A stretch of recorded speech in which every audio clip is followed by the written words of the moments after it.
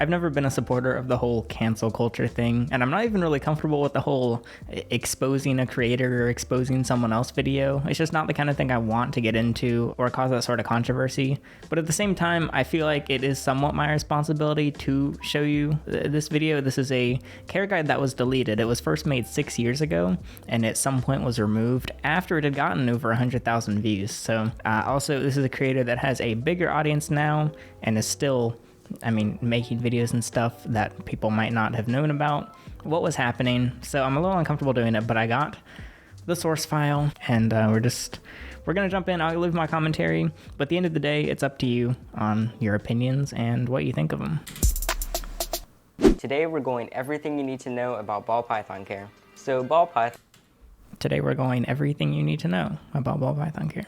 Pythons are a really common animal to get, and they're pretty simple to care for, just all around, ease of care, not very expensive, and are really... Pretty simple, pretty easy, pretty good to care for. You should get the ball python. I'm sorry, if we pause this every few seconds, we're never gonna make it through this video. Fun animal to have. If you would like to read all this out, you can... Also, I'm sorry, I'm pausing again. Look at his little tag in his shirt. Not really. Everyone always thought that was a shirt tag.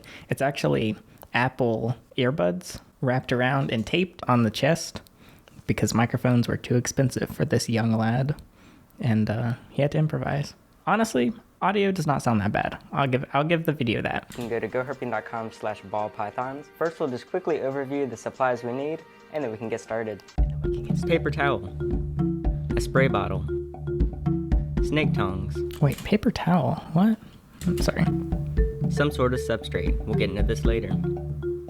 Aspen, wow. I love a aspen reptile chips hide for ball pythons. I love a reptile hide that isn't actually a hide. It's actually just a half log where there's like no hidden parts for the snake, so it's actually exposed on both ends. It's great. A reptile hide, a water dish, some sort of water conditioner. Because nobody's on well water. Well water does not exist. Gauges. Petco humidity and temperature gauges. A heat lamp. A Home Depot heat lamp rated for 60 watts. Bulbs. Walmart bulbs. Wow. 40 watts.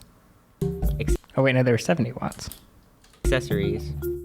Sticks found outside. A ball python. A ball python. Okay, and... Look, the production quality, at least there was an attempt. I hardly even attempt. At least there was an attempt, okay. Of course, the last thing is a tank. So what I've got right here is a 20-gallon reptile enclosure.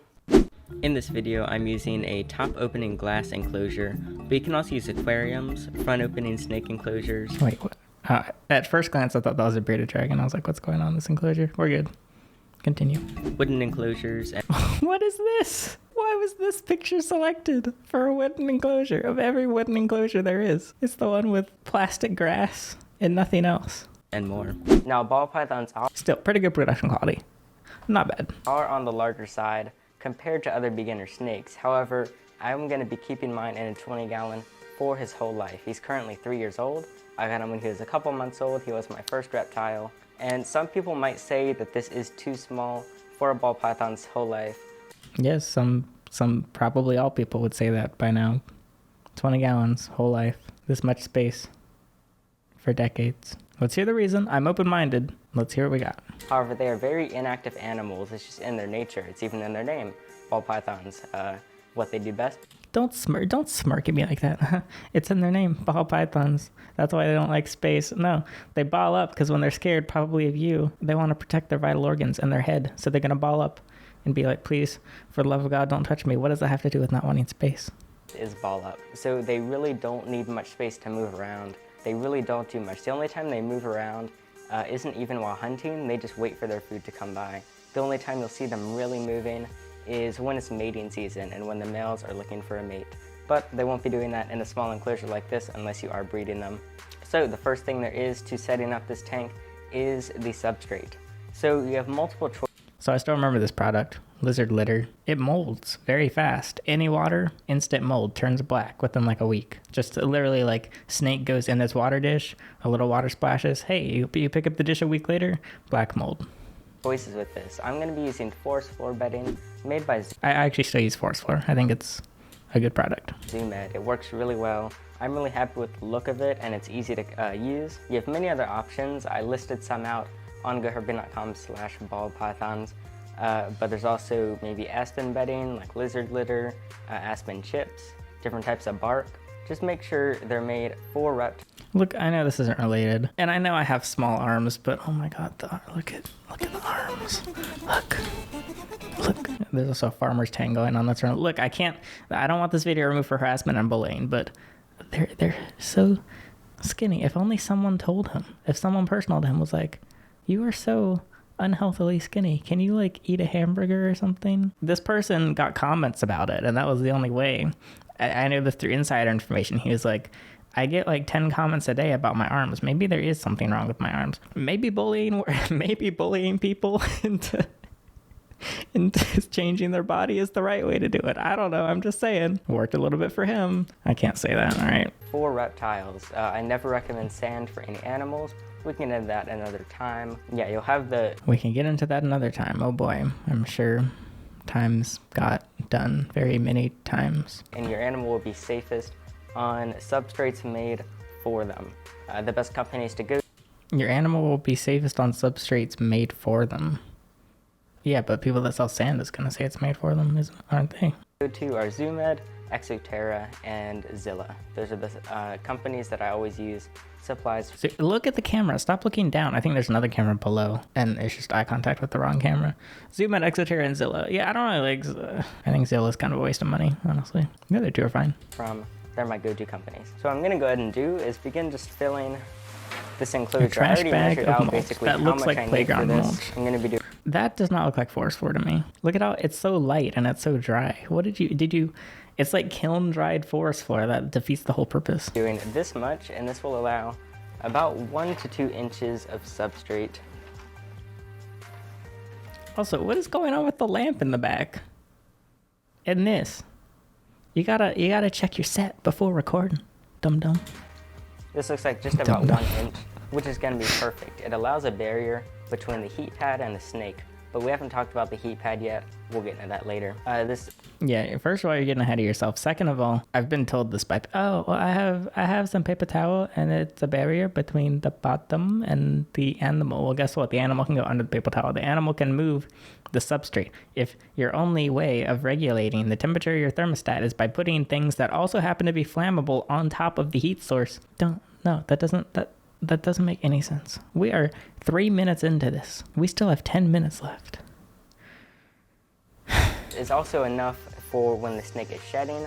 This will be helpful to it.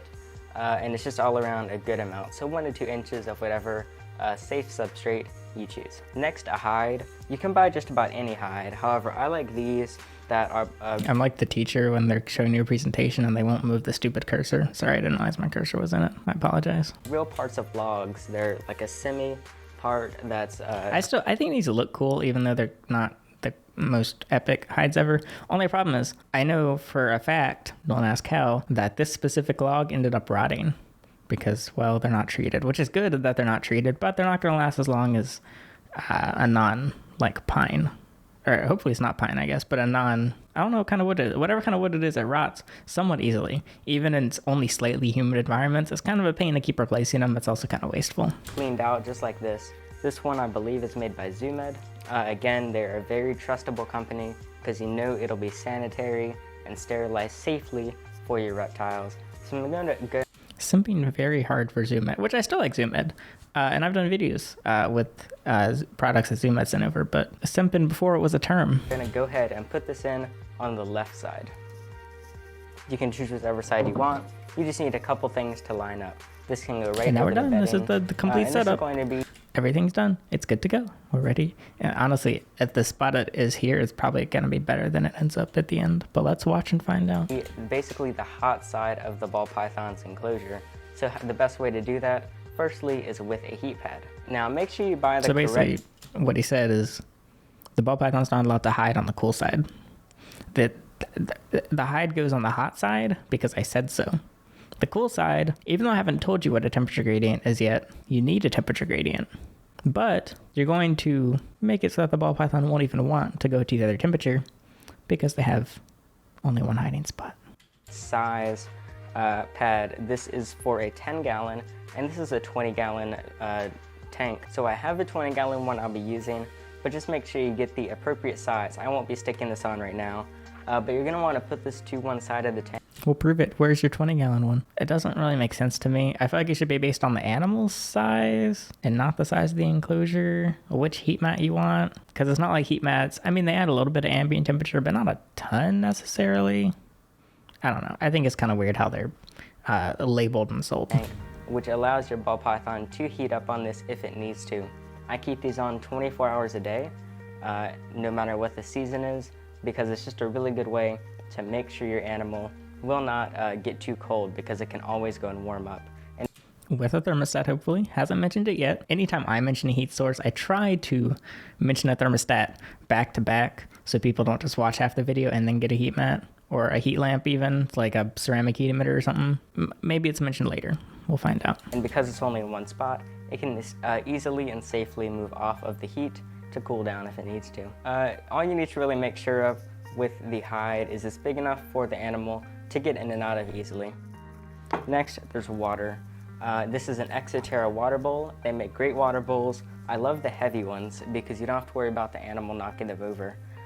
That's true. It's kind of annoying using, like, I wish I could just use plastic dishes because I can just throw them all in the dishwasher, but the animals tend to knock them over. So I'm gonna put this on the opposite side, and when picking out a water bowl, you wanna make sure you have one that's not too big to where the snake can get stuck in it. Snakes can drown. They can stay underwater for a long time, but they can eventually drown. So if you get some massive bowl for a little baby snake, there's a slight chance that it could get stuck. So go with the appropriate size. You also want it to be big enough that they can soak in it if they need to. So this is good for maybe a medium size or large ball python. I'm gonna clear out an opening right here. That's fair, but there is really no reason your ball python should be soaking. In my experience, it's always because it's either overheating or it has snake mites, or it's maybe stuck in shed, but it shouldn't be soaking. So sure, it can be big enough for it to soak, but a ball python doesn't need to soak. And just stick the water bowl and then just fill it. Wow, look at how much space is left for the ball python to do absolutely nothing, because now it's got a solid 4 inches in between the bowl and the hide and nothing else to do. It looking great. Not even halfway through. Around with substrate. So next, the actual water. I don't recommend using just straight tap water because it includes multiple chemicals. Mostly chlorine is what you're worried about with reptiles. So there's 4 ways you can avoid this. Okay, well, there is other types of water. There's well water. There's, as I'm sure you got lots of comments about, can I use this water? Can I use that water? There's like a million different waters people ask to use. Tap water is simply water coming out of a sink. Where does that come from? There's all sorts of sources. Also, lots of city water will have chlorine and chloramine, which you forgot to mention, smarty pants. But now let's see how you get rid of chlorine. The first way, which I don't really recommend, is going out and just buying distilled water. Doing this is going to end up costing you quite a bit because it's about 80 cents a gallon, and you're going to go through a lot of gallons. With my animals, I've gone through maybe 3 or 4 gallons today already. Yes, the reason you should not use distilled water is because it costs 80 cents per gallon and not because there's absolutely no natural minerals in the water. Good job, young lad. So yeah, you can do that. Do not buy purified, buy distilled. Wait, what? Wait, why? Because it's just straight water, nothing in it. What? What? So personally, I've made videos in the past, and I remember some things I said, and I cringe about some of the things I said. I have absolutely no memory of ever saying that. The second way is distill it yourself. You can get jugs, like I actually have some of these water jugs from when I used to buy them. You can fill these with water and simply let them sit out for about 24 hours. That'll let all the chlorine evaporate, and it'll be ready to go. I haven't looked into this in a while. I think chlorine evaporates in about 24 hours, like a day or so. I think chloramine slowly releases chlorine, or some other. Actually, I shouldn't even be saying because I actually don't remember. But a day could work for some things, but not for others necessarily. It's easier to just use a water conditioner if you're on chlorine, which it looks like you have. So let's see if you talk about it. You can also boil the water. This is pretty time consuming. If you do want to do that, you can just fill a pot or pan or something with water, let it heat up and boil on the stove. Again, this will take a while, but it is a possible way to do it. So I actually did used to boil all of my water for reptiles, and I didn't think about how heat works. Basically, let's say right now I need to refill all my animals' water dishes. I don't want to have to wait, so I boil a bunch of water. I have all these pots, and I'm like burning my hands, and I'm dumping the water into bowls so I can boil more on the pots.